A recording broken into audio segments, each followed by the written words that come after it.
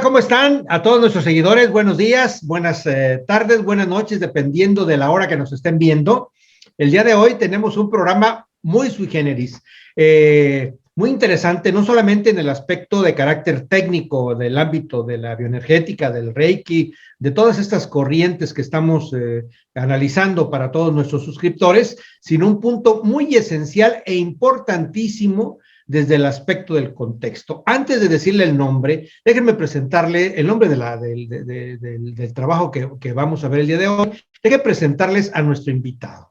Él es el doctor Alejandro Lorente. Él es doctor honoris causa por la Universidad Iberoamericana de Ciencias y Desarrollo Humano de México y nació en Madrid pues hace algunos años. Es muy joven, aquí tengo la fecha, pero sé que es muy joven. Él tiene una amplia experiencia profesional. Él es naturópata, bueno, en alemán creo que se pronuncia Heilpraktiker, o ahorita me lo va a decir. Estudió medicina natural con potestades médicas. Él es autor de 8 libros, profesor de medicina china, auriculoterapia, mnemotécnica y medicina psicoemocional. Él es coach emocional especializado en PNL e hipnosis, creador del método Loret de liberación física y emocional. Durante casi 15 años trabajó como periodista en la televisión exterior de Alemania, con la que sigue colaborando. Él tiene un método muy especial que se llama método neumotécnico emocional propio para todas las actividades que realiza. Profesor de las principales escuelas de fisioterapia y medicina china de Alemania y de Suiza, ya recorrido multitud de países formando a terapeutas y tratando a miles de pacientes. Dentro de sus libros se encuentra La Vuelta al Cuerpo en 40 puntos, un nombre muy pegajoso. Tiene 1 minuto al día para mejorar la salud, Los 3 pilares de la salud, La Vuelta a tu perro en 30 puntos, Teatro de familia protagonista de una vida sin dramas ni papelones, Adaptación al castellano, La introducción a la auriculoterapia de Michael Noach. Y el último, Sálvese quien pueda. Bueno, pues como decíamos, él es el doctor Alejandro Lorente y le agradezco mucho que participe con nosotros con un tema muy, muy relevante que les va a gustar mucho. Se llama Roles de amigos y familia en la salud y en las enfermedades. Alejandro, muchas gracias por tenerte con nosotros. Muchas gracias, don Alfredo. Un placer para mí estar contigo. Puntualizar solo una cosa, no es sálvese quien pueda, sino sálvese quien quiera. Ah, sálvese quien quiera, sí, es verdad, si lo leí mal, de la editorial EDAF.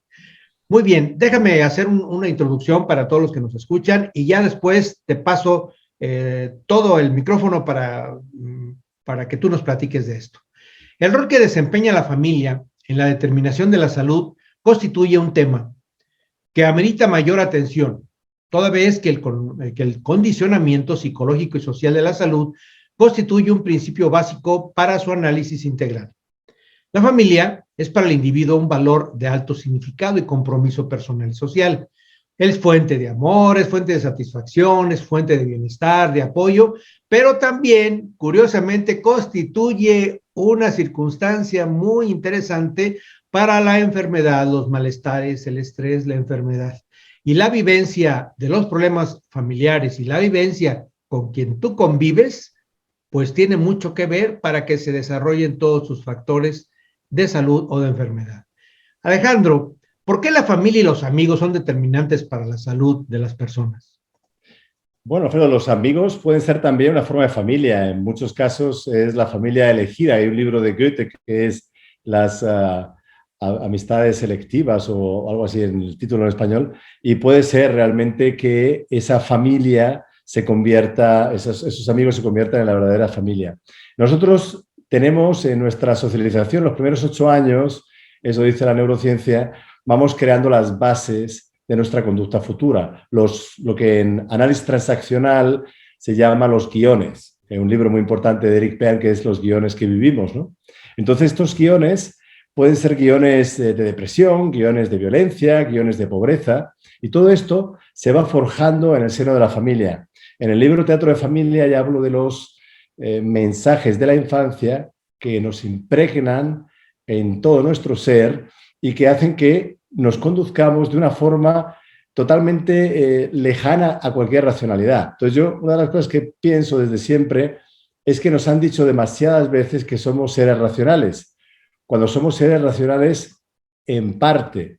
Yo tengo un tatarabuelo italiano, entonces yo tengo sangre italiana, pero bueno, tengo un poco de sangre italiana.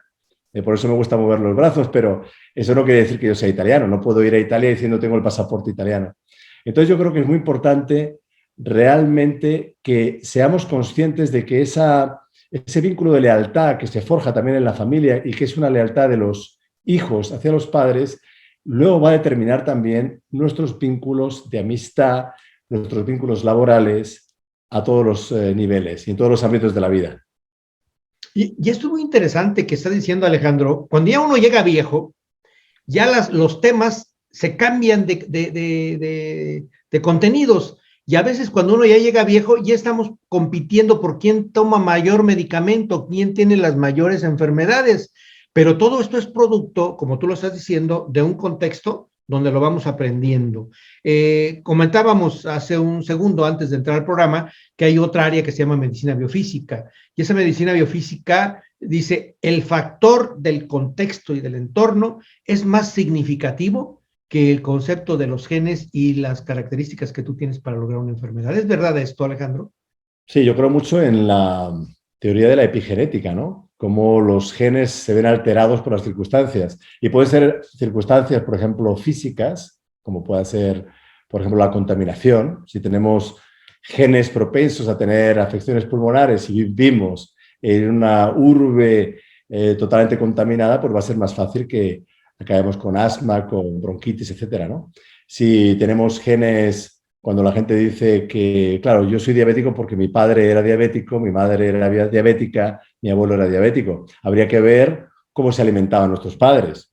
Entonces, cómo manejaban las emociones nuestros padres también. Porque yo creo que es muy importante también, no solo lo que comemos, había incluso un yogi en la India que comía todos los días comida basura de una de estas grandes compañías, no voy a hacer publicidad, y entonces comía todos los días eso, le hacían los análisis de sangre y estaba todo perfecto. O sea, estaban unos valores que ningún vegano ni nadie podía tener porque era perfecto.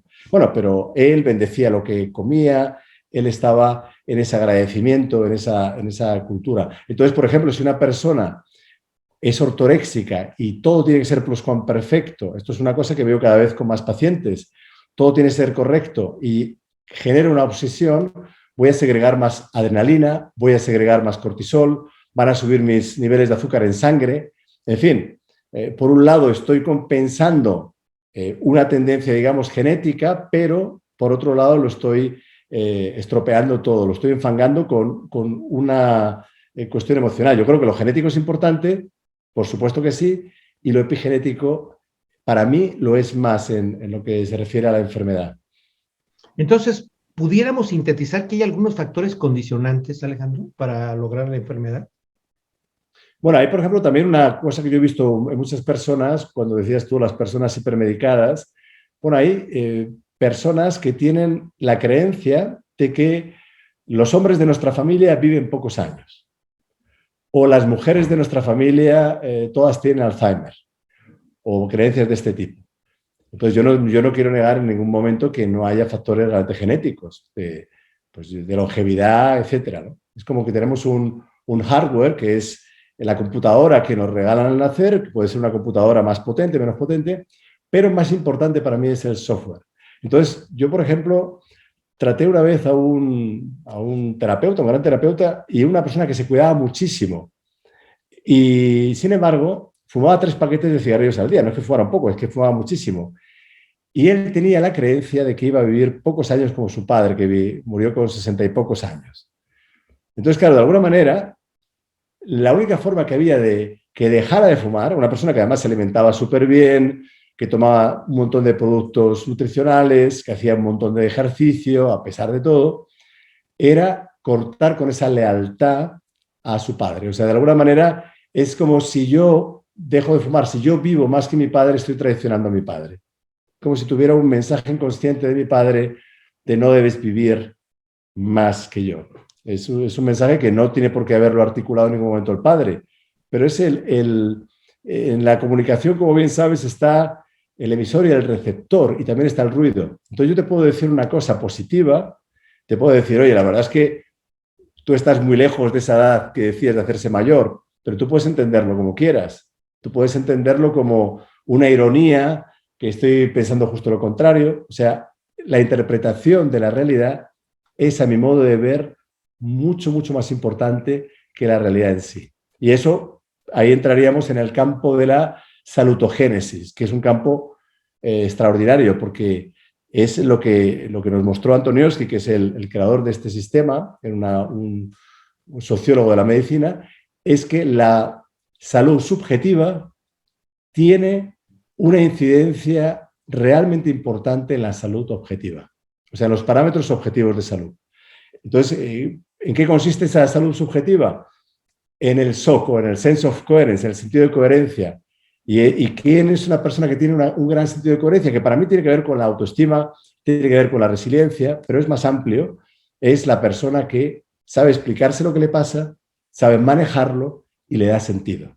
Entonces, las personas que tienen una capacidad espiritual, que puede ser religiosa o no, pero puede ser humanística, puede ser del tipo que sea, ya tienen ventajas a nivel de salud.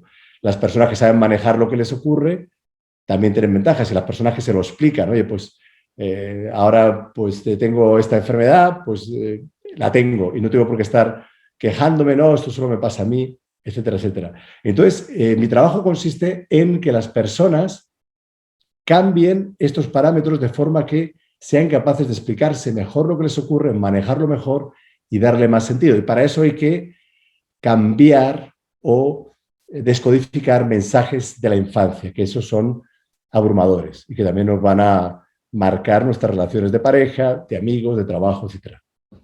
Muy interesante esto. ¿Ves familias completas que están enfermas, por ejemplo, de una de las enfermedades actuales, que es la gastritis, ¿no? O la colitis o el colon irritable? ¿Lo ves como un proceso hereditario entre el papá, los hijos, los nietos, la esposa? Y es precisamente todo esto que tú nos estás comentando del contexto. Puede ser. Yo no soy de soluciones, digamos, inmediatas, ¿no? Puede ser una cosa muy personal e intransferible.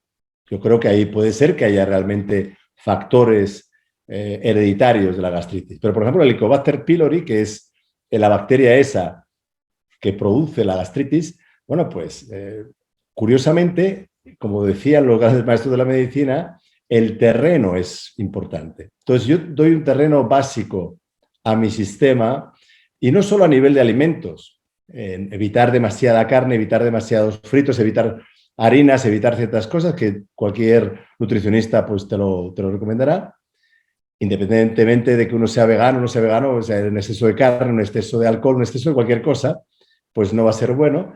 Entonces, estas personas puede ser que tengan también una conexión con lo emocional, que tú has heredado de tu padre, la forma de manejar los problemas que tenga tu padre, de, digamos, de combatir la ira. Hay muchas personas que no son iracundos hacia afuera, pero lo son hacia adentro. Entonces, todo eso lo vamos asimilando por ese código de lealtad con los padres.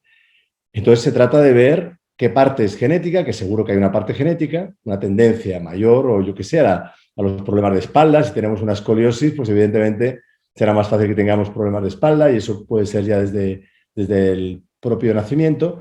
Pero en la parte epigenética, ¿cómo aprendemos a manejar, cómo corto con estos mensajes de mi padre, de mi madre?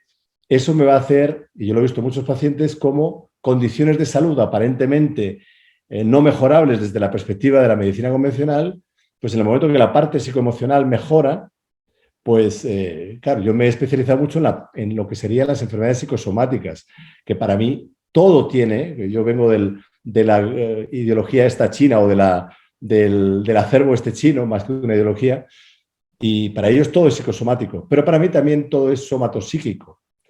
O sea que todo lo somático, o sea, si tú estás, por ejemplo, con la tripa llena, si estás con la barriga llena, como el estómago lleno, si tú estás con un exceso de azúcar o con una hipoglucemia, etcétera, todo esto va a actuar sobre tu cerebro. Si bebes demasiado, tienes de repente un delirium tremens, ¿no? O sea, el amoníaco llega al cerebro porque el hígado no puede actuar como es debido. Entonces, digamos que de lo somático vamos a lo psíquico, por eso las personas que hacen deporte, que hacen meditación, que se conectan con algo superior, tienen una influencia sobre lo físico, y las personas que tienen un trabajo psíquico lo hacen también a través de lo corporal, ¿no? O sea, lo corporal influye en lo psíquico y lo psíquico en lo corporal. Alejandro, hay 4 funciones que me gustaría nos comentaras en la familia. La función de la crianza, la función de la culturización y la socialización, y el apoyo y la protección que da la familia en este tipo de cosas. Crianza, culturización, socialización y apoyo y protección de la familia. Pues la crianza, evidentemente, es el momento fundamental de ese arraigo con la mamá, sobre todo. Ya vemos como un niño que nace por cesárea ya tiene unas condiciones peores. No digo que haya que estar en contra de la cesárea, a veces es necesaria, ¿no? Pero, por ejemplo, hay una cultura de la cesárea que hace que ya la flora bacteriana del niño cambie, etcétera. Y luego también esa capacidad de salir de voluntad, ¿no? Entonces es más fácil que haya una persona desarrolle ciertos rasgos bulímicos, ¿no? Bulímicos no, de falta de voluntad, ¿no? De falta de voluntad. Y eso puede ocurrir. Entonces, ese amor que recibes incondicional de una madre, ese amor incondicional que recibes de un padre, sobre todo de la madre al principio, ya te va a marcar toda la vida, por muchos problemas que tengas.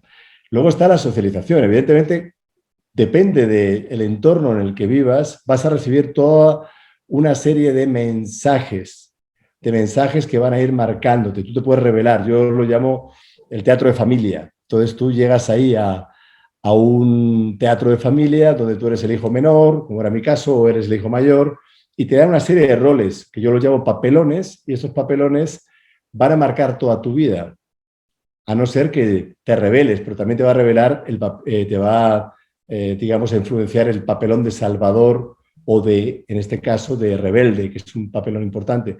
Todo eso, luego llegas a la socialización, pero te vas a socializar también en función de todas las personas que te han marcado la infancia. Va a ser un tipo de escuela u otro, donde hay una serie de mensajes.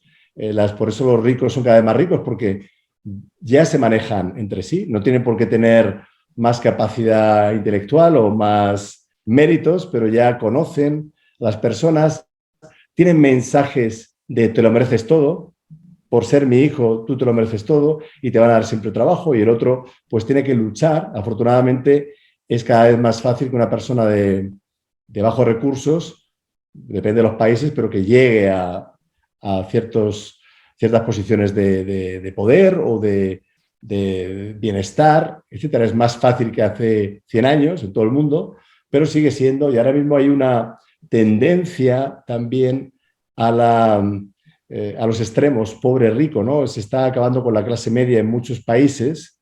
En Europa está ocurriendo cada vez, por ejemplo, en Alemania, que es un país muy rico, la clase media es la que soporta todo y cada vez está siendo más pobre, ¿no? Y los ricos más ricos, y los muy pobres en Alemania viven mejor que en otros lados, porque tienen mucha ayuda social, ¿no? Entonces la clase media está ahí. Entonces todo eso, si tú además tienes todos unos condicionamientos que has desarrollado a lo largo de tu infancia, no me merezco. Yo, por ejemplo, hoy trataba a una mujer que venía de una cultura del sufrimiento, porque hubo pues un holocausto a los armenios, antes del holocausto a los judíos, por parte de los turcos. Bueno, pues recibe todo ese legado ya desde los padres, de esforzarse. Entonces, no es de extrañar que tenga problemas de espalda constantemente, y que esa carga, porque no se puede permitir ser una persona ligera. Si yo soy una persona ligera, traiciono a mi sistema. Entonces esto lo vemos, hay muchas personas con hernias de disco que ni se dan cuenta. Hay personas que tienen un nivel de vida, como decía mi padre, no vivido, enorme. O sea, que tienen todas las condiciones para vivir bien, pero siempre tienen un pero ahí metido. Y esos peros vienen de la infancia. ¿Cómo romper este esquema que nos lleva a la enfermedad? ¿Cómo podemos observar, por ejemplo, nosotros que trabajamos la medicina complementaria, sobre todo la energética, llegan personas con nosotros a atenderse por algún síntoma, que tú me dices muy bien que a veces es psicosomático, pero no tenemos esa capacidad para poder observar el problema que viene desde familia. ¿Qué nos aconsejarías a los que hacemos este tipo de terapias para a través de la observación, a través de algunas preguntas, ver que el problema es más del aspecto de familia y del entorno que del aspecto físico o quizá mental, ¿no? Bueno, yo creo, Alfredo, que yo en la anamnesis que hago cada vez que trato a alguien, que para mí es lo más importante, luego el tratamiento es muy breve, porque una vez que está detectado es como un cirujano que detecta dónde está el problema en el tendón, en la rodilla, hace la artroscopia y luego la artroscopia en sí es rápida, ¿no? Una vez que ya está detectado cuál es el problema, ¿no? Entonces, claro, en este caso se trata de un asunto del alma. Es muy importante ver que no todos los dolores de espalda, todos los dolores de cabeza, todas las gastritis. Había ese gran libro de Louise Hay de todos los síntomas y lo que tenían que ver y tal, que tiene mucho sentido. Lo que pasa es que yo creo que es algo personal e intransferible. Entonces, lo importante es ver desde cuándo tienes un problema, este problema, desde cuándo lo tienes. Entonces, ver un par de años atrás, porque a veces uno está pagando los créditos los, digamos, intereses de un crédito pasado.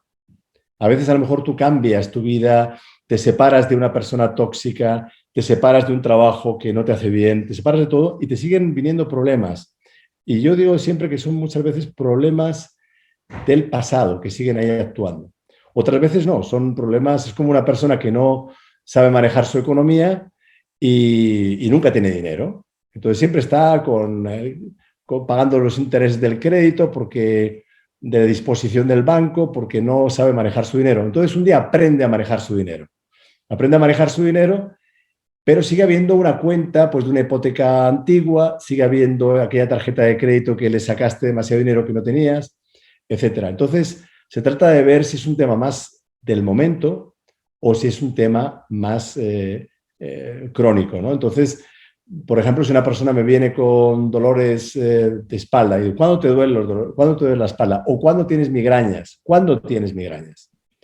Y dice, pues siempre que, eso me ha ocurrido muchas veces, siempre que digo que sí cuando en realidad quiero decir que no.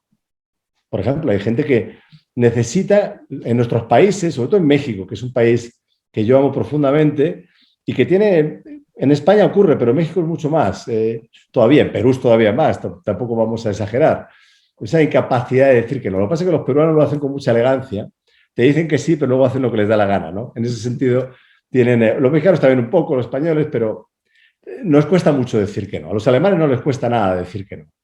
Nada. Es más, les cuesta decir que sí, que también es un problema, pero no estamos hablando ahora de su problema. Entonces, una persona que no es capaz de decir que no, al final su cuerpo le va a decir que no. Si yo le digo muchas veces a los pacientes, no te preocupes, si tú al final esto lo vas a cambiar, pero no por mí, porque a mí solo me vienen pacientes ahora que quieren una solución. Yo solo quiero impacientes, no quiero pacientes. Entonces, si un paciente quiere solución, haga lo que haga con el trabajo que haga, que sea trabajo energético, trabajo de hipnosis, trabajo de PNL, de agujas, da igual, va a salir mejor porque él quiere. Y si no quiere, y esto lo he visto muchos años, hagas lo que hagas, no vas a hacer nada, te vas a consumir tú. Por eso yo solo quiero impacientes.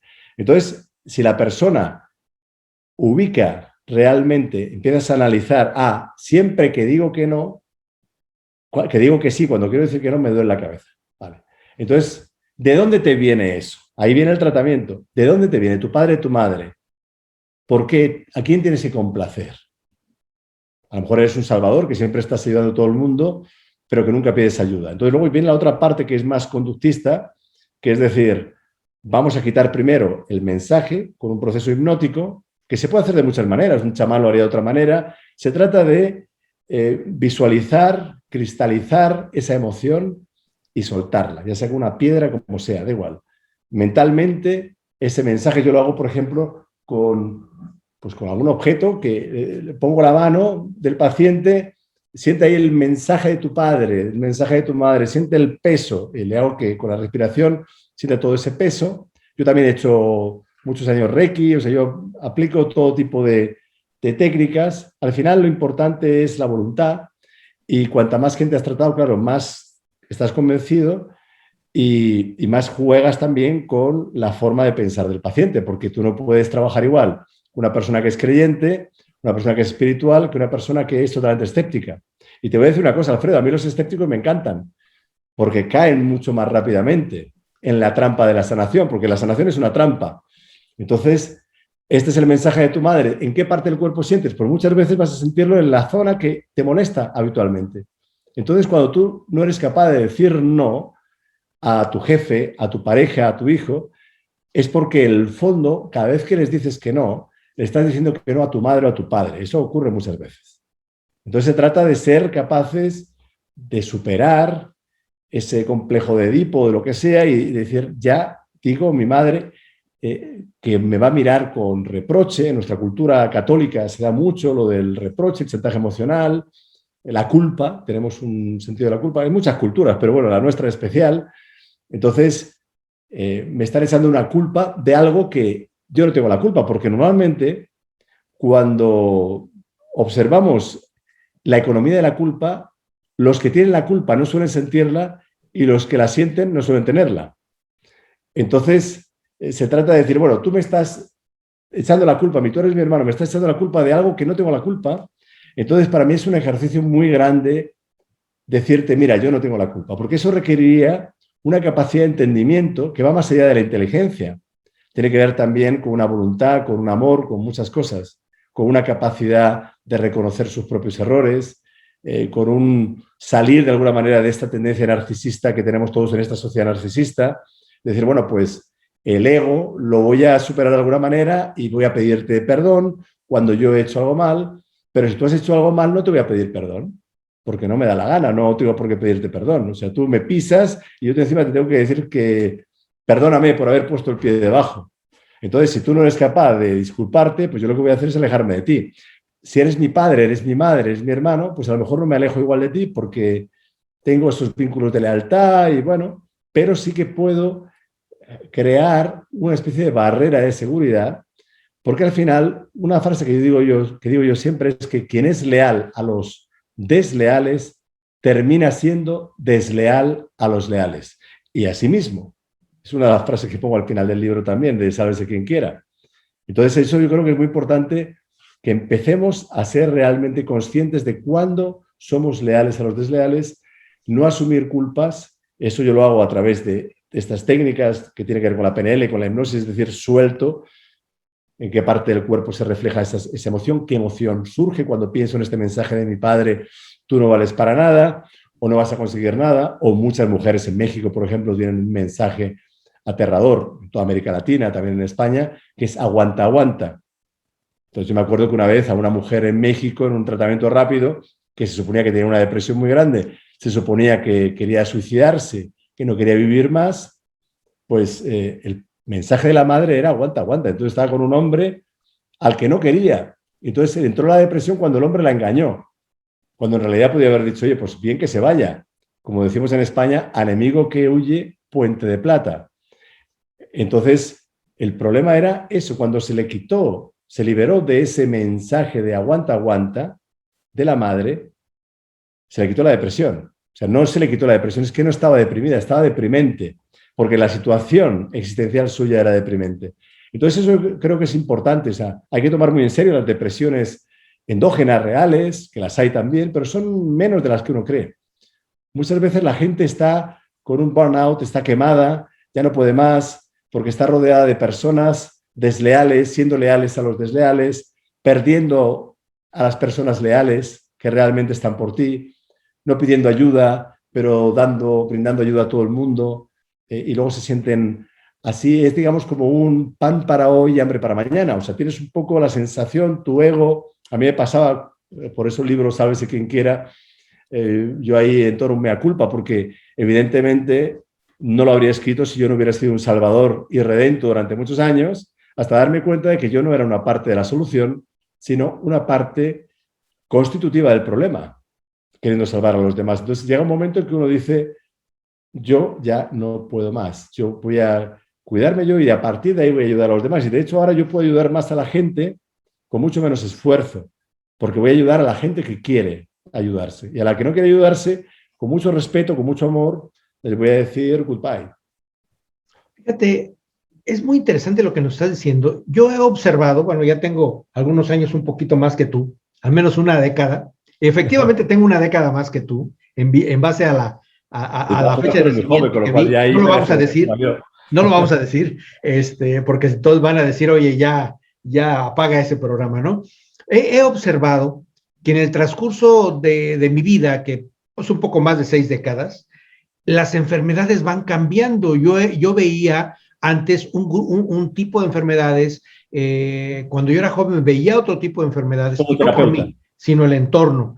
Y ahora veo enfermedades que son muy fuertes a nivel psicosomático, y tú lo decías, el burnout, todo este tipo de cosas, y a la cual hemos llamado estrés o miedos. Entonces, hay mucho de esto.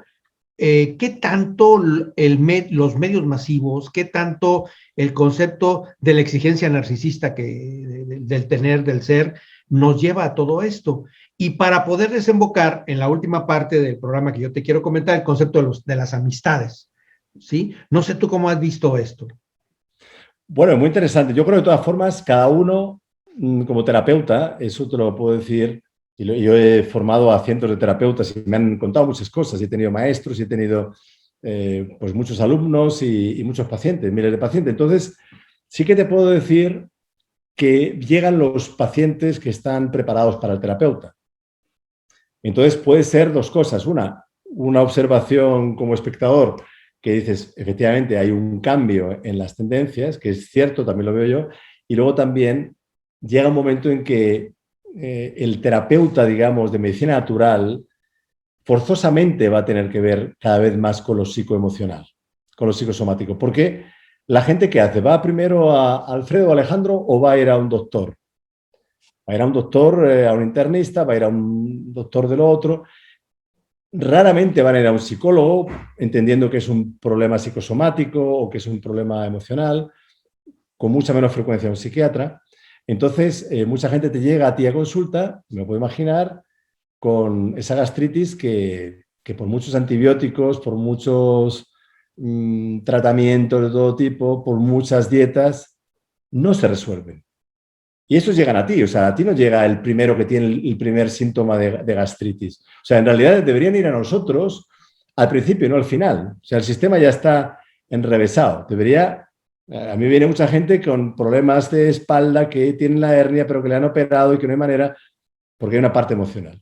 Evidentemente, yo lo primero que hago cuando viene un paciente es decirle, déjame ver los informes médicos o los informes psiquiátricos. Yo tengo que ser consciente de mis límites, qué puedo hacer por él y qué puedo no hacer por él. Y primo non nocere, o sea, yo no puedo poner en peligro a una persona haciéndole un tratamiento energético, emocional, cuando tiene una peritonitis, o sea, tiene que ir al hospital y ya está.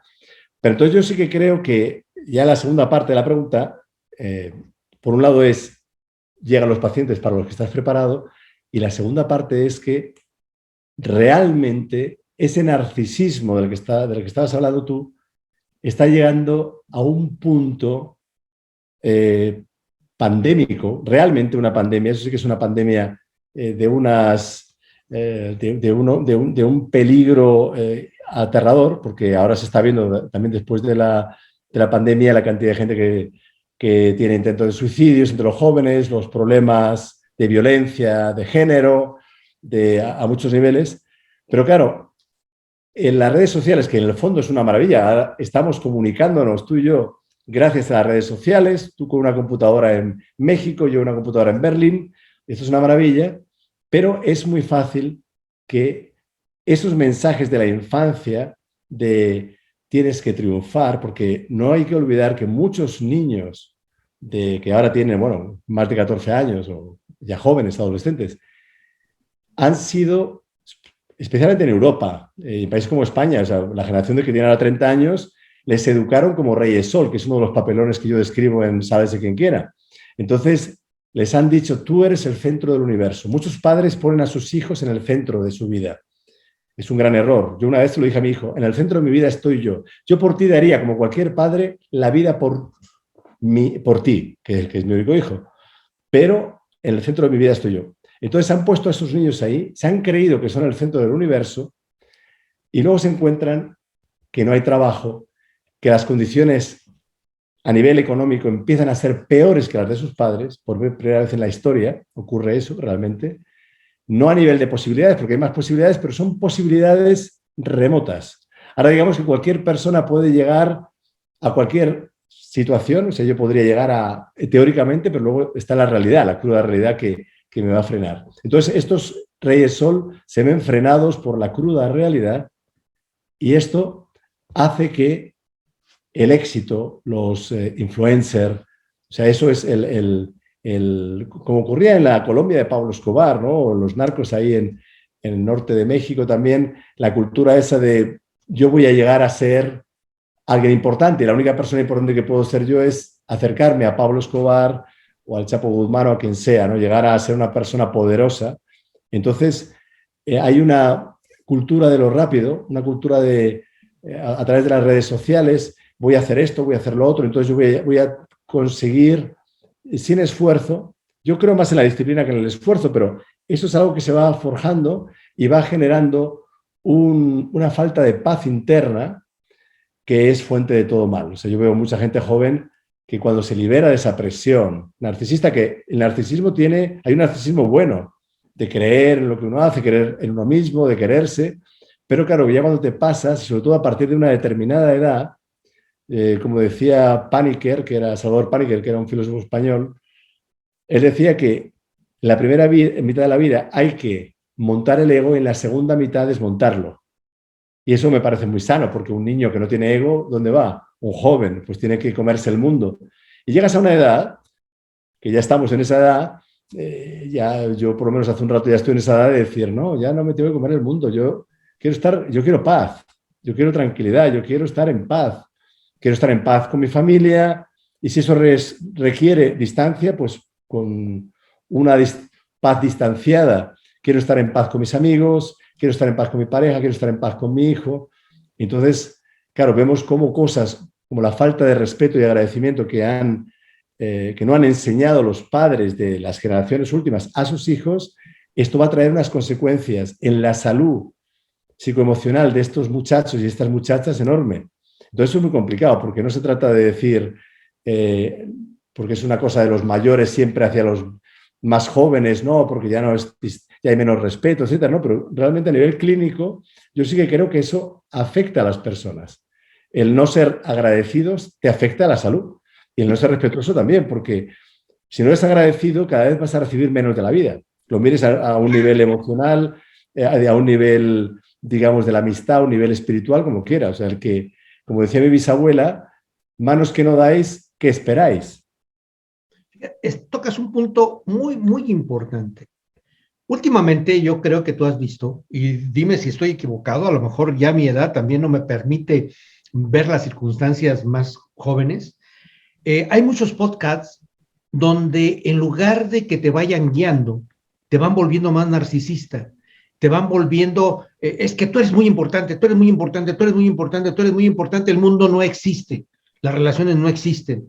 Y llegas a una realidad, lo que tú estabas diciendo, donde te enfrentas con una pared, que es la realidad, y esos podcasts, por más influencer que haya sido quien lo esté dando, te genera una serie de conflictos y obviamente te genera violencia, te genera estrés, te genera muchísimas acciones. Y a mí he oído varios, mis hijos son jóvenes y me dicen, papá, ¿qué opinas de estos? Digo, mira, es muy bueno como motivación, pero es muy preocupante hacia largo plazo, donde no te da una solución, donde te da un concepto narcisista y enfermizo de tu entorno y de hacia ti mismo. No sé qué opinas tú de esto. Había una psiquiatra española que en el libro de Sálvese quien quiera hablo de este caso. Entonces ella contaba que en su consulta había una influencer súper famosa y que estaba llorando porque su vida era un desastre, su novio la engañaba, todo era un desastre. Tenía millones de seguidores y mucho éxito, mucho tal. Y luego dice, no, voy un momento al baño. Se va al baño, se pone maquillaje tal para que no se le vea que ha llorado y le hace una foto con la psiquiatra para ponerla, colgarla, postearla, ¿no? en Instagram. Entonces, eso es algo muy, muy clásico. Eso es una situación realmente terrorífica porque es un vacío muy grande y es una pena muy grande. Yo creo que el liberarse, o sea, las redes sociales son una maravilla también, es como todo, pero liberarse de esa adicción yo creo que es fundamental para una cierta salud mental, o sea, es una salud.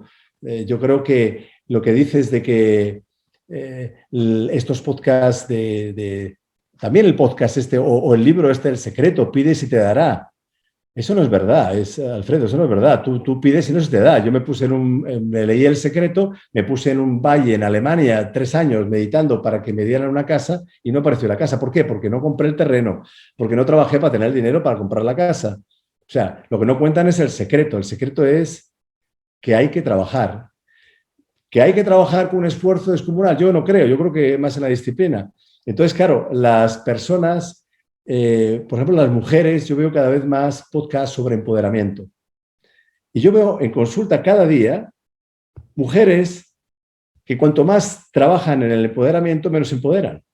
O sea, realmente, porque no han entendido cosas básicas. Y eso ya no depende de las edades. O sea, empoderarse es realmente liberarse de personas tóxicas alrededor y no creer, por ejemplo, que yo como mujer ahora puedo ser la que domina al hombre, y entonces de repente se encuentran con unas exigencias porque les han dicho que la mujer tiene que ser princesa o el hombre tiene otros problemas también. Piensa también toda la cultura del reggaetón, toda esta música, reggaetón que es muy machista. O sea, todo eso nos va influenciando. Entonces yo creo que lo ideal es cuando unos padres enseñan valores básicos, que son 2 valores de toda la vida, que tuvieron tus padres contigo, que tuvieron mis padres conmigo, que son el respeto y el agradecimiento. Entonces, si eso no lo tienes, es un pozo sin fondo, es un realmente querer nunca es suficiente y entonces se va generando ese narcisismo exacerbado, que ya te digo, yo me reconozco narcisista porque vivimos en una sociedad narcisista. Había un psiquiatra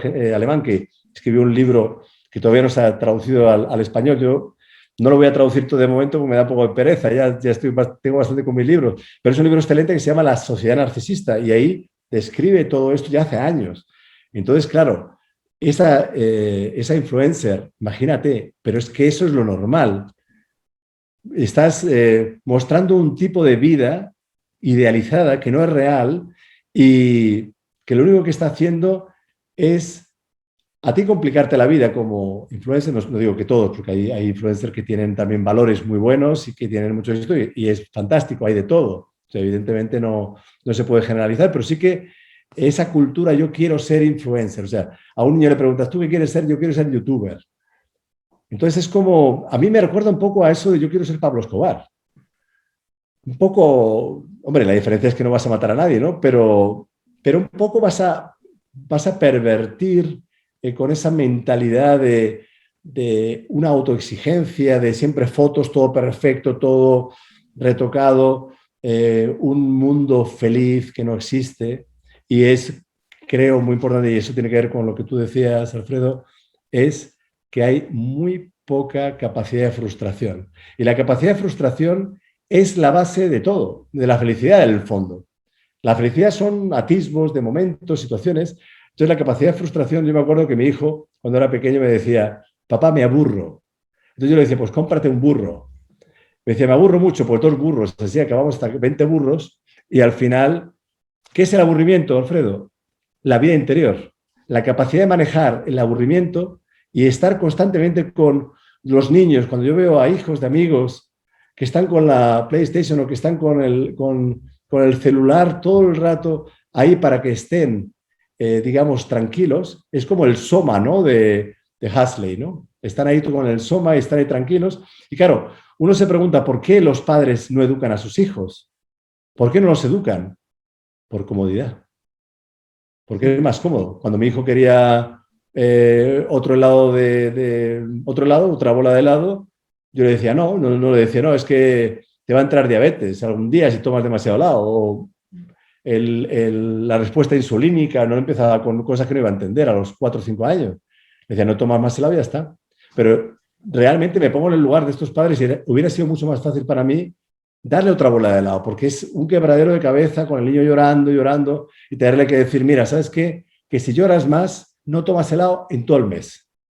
Y esa es la obligación. Y yo no soy tu amigo, no soy tu padre. Seguimos, Alejandro, con 2 expectativas a nivel de la enfermedad social, que es la que nos genera una serie de problemas familiares y un problema de problemas de relación.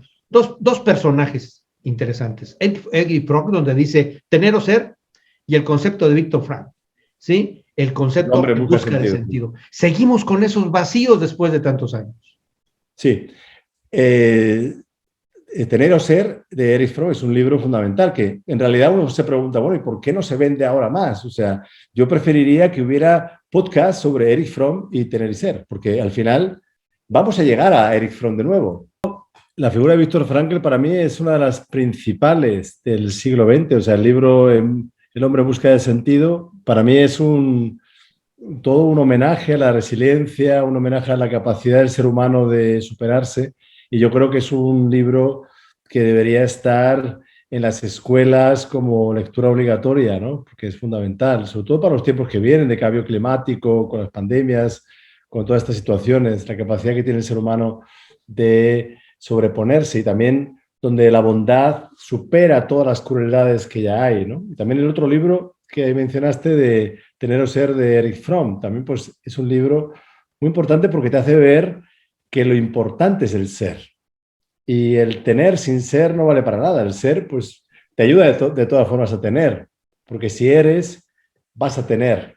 Pero las personas que quieren ser a través de que tienen, lo tienen mucho más complicado. Porque eso nunca, es como decía Ortega y Gasset, es el eterno insatisfecho. Nunca consigues lo que quieres. Es un pozo sin fondo. Entonces, el ser es más fácil entrar en esa dinámica de disfrutar, de vivir ese ser, y vas a tener amigos, porque vas a tener verdaderos amigos, porque van a enamorarse de tu ser, etcétera, etcétera. Yo creo que eso va a influenciar todos los ámbitos de tu vida. Vas a ser un padre, vas a ser un hijo, y vas a ser una persona más completa.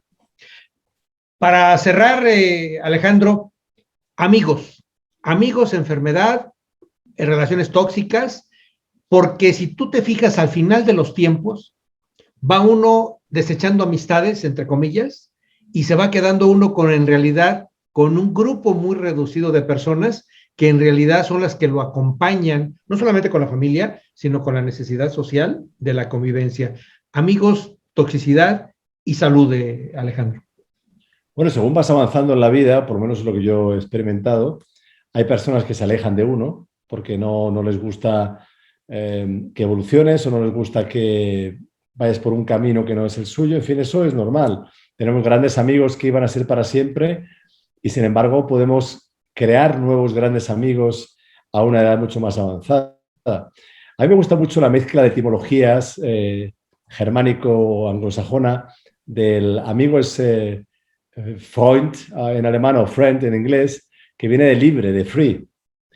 Y en español, amor es la raíz de amigo. Amigo viene de amor. Entonces, la mezcla de amor y libertad es para mí una amistad que va a ser una amistad nutricia, una amistad que nos va a nutrir, que nos va a dar toda esa fuerza y nos va a acompañar realmente. De todas formas, es cierto lo que decía yo antes, que si tú eres desleal, eres leal a miembros de la familia que son desleales, al final vas acabando siendo desleal a tus amigos, que se van a alejar de ti. Por eso la familia es muy importante para entender esa otra familia que es la amistad, que en muchos casos es mucho más importante para una persona su mejor amigo, su mejor amiga, que cualquier hermano, porque a lo mejor no tiene esa conexión y cuando tienes un problema a lo mejor no se lo pides a tu hermano, sino que se lo pides a tu amigo, el favor, ¿no? Entonces yo creo que lo de la lealtad sería la clave, ser leales, muy leales. Yo creo mucho en la lealtad, pero solo a los leales, porque si no acabamos con un problema de salud, de alegría, perdemos la alegría además. Entonces eso, los amigos hay que cuidarlos, hay que mimarlos y hay que también respetarlos y para eso hay que ser bastante claro y como decía Platón, el que deja que el otro haga el mal, hace el mal también. Entonces tampoco hay que permitir a los amigos demasiadas deslealtades, hay que también ponerles, digamos, las cosas claras porque mucha gente se deja engañar, se deja abusar, pero están siendo parte de alguna manera Algunas veces no queda más remedio, si te vienen a asaltar con metralletas, pues evidentemente, ¿qué vas a hacer? Pero tenemos mucho más capacidad de conformar nuestra propia realidad de lo que muchas veces creemos. Alejandro, ha sido un placer platicar contigo. Nos has dado una lección de qué es lo que tenemos que quitar como toxicidad psicológica, de relaciones. Hablas muy bien del concepto de la lealtad contigo mismo, romper el esquema narcisista en el que tenemos y buscar la salud. Alejandro, muchísimas gracias. Eres un gran escritor, tienes una manera muy didáctica de platicar y llegar a todos los demás. Te agradezco mucho, Alejandro. Ojalá y en alguna otra ocasión pudiéramos hablar concretamente algunas de tus libros, concretamente, porque me llamaron mucho la atención. Los voy a comprar, los voy a adquirir, los voy a leer y luego ya te voy a volver a conectar. Pues será un placer, Alfredo. Me ha encantado platicar contigo. Muchas gracias a todos nuestros suscriptores. Muchas gracias. Tuvimos un desperfecto en el internet. Lo van a notar al momento ya del trabajo final de esta entrevista, pero les agradecemos que estén con nosotros. No se les olvide darnos un like para nuestra entrevista y nos vemos la próxima ocasión con otro programa muy interesante. Alejandro, muchísimas gracias. De veras. Muchas gracias. Solo decir que si quieren conectarse conmigo, alejandrolorente.com. Claro que sí. En Facebook, Alejo Lorente. Vuélvelo a repetir, por favor, Alejandro. alejandrolorente.com es la página web o métodolorente.com y en Facebook y en Instagram Alejo Lorente, @Alejo Lorente. Muy bien. Muchas gracias. Hasta luego, Alejandro, que estés muy bien y disculpa por ese corte. Un placer. Gracias, Alfredo.